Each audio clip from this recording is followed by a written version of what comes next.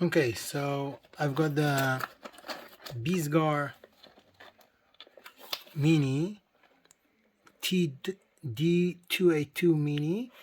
As you can see here, the remote control is here in a small box, and you have the car, you have a screwdriver, and you have the charger, USB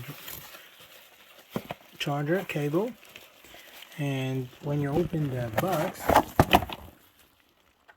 you can see the car is very small, and you have here the switch to turn it off and on.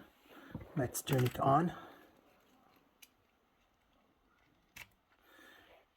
I already put in the remote control batteries, so that is not included, and I turn on the remote control, and let's see.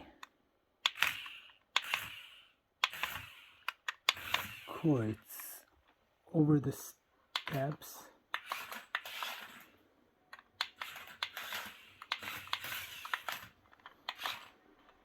You have the button here, like if you click here, it's make showtime.